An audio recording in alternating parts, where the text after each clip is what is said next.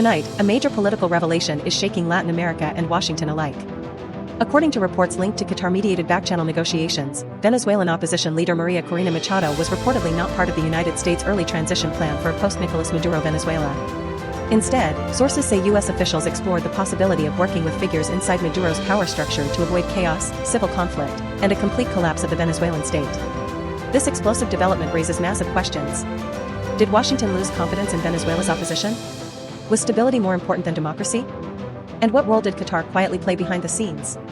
Tonight, we break down the secret diplomacy, the political calculations, and what this could mean for the future of Venezuela.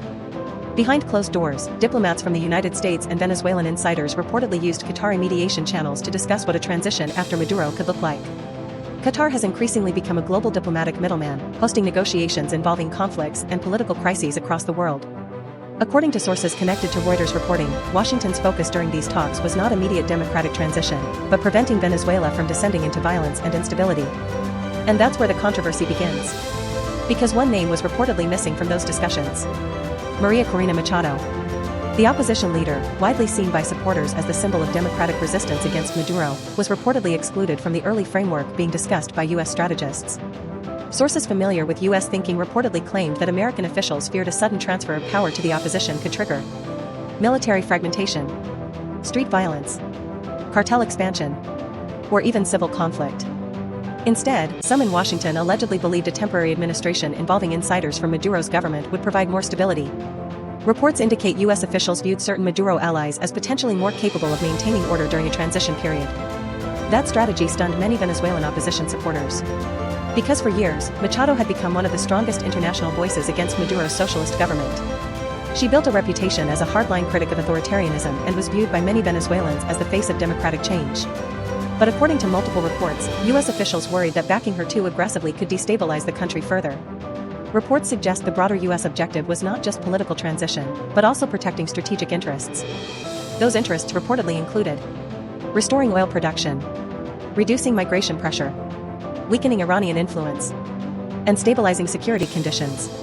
Sources say Washington feared a total collapse of the Venezuelan state could create a regional disaster affecting the entire hemisphere. That's why some officials reportedly considered a phased transition instead of a rapid democratic takeover.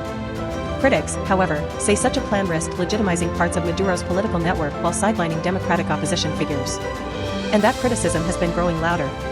According to reports, discussions involved figures close to Venezuelan power centers who were seen as capable of maintaining institutional control during any transition. Some reports specifically pointed to officials connected to Venezuela's oil administration and security structure. The logic was simple. Avoid a complete power vacuum. U.S. strategists reportedly feared that if the state collapsed suddenly, armed groups could take control, military factions could fight each other, and criminal organizations could expand influence across the region. But opposition activists argue that excluding democratic leaders from transition planning undermines the very idea of political freedom.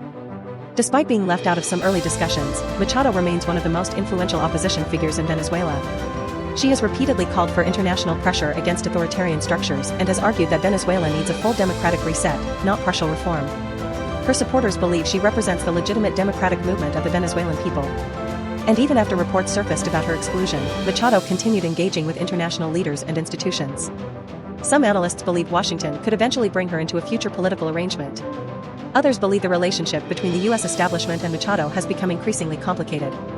One of the most fascinating aspects of this story is Qatar's growing role as a geopolitical mediator. Doha has positioned itself as a neutral diplomatic hub capable of hosting sensitive negotiations between rivals.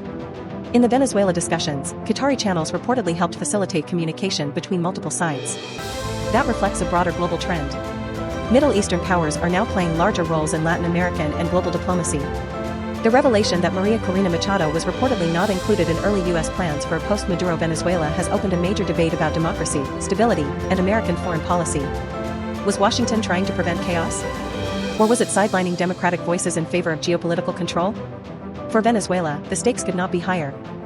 Because after years of economic collapse, political repression, and international isolation, the country's future may now depend on decisions being made far beyond Caracas.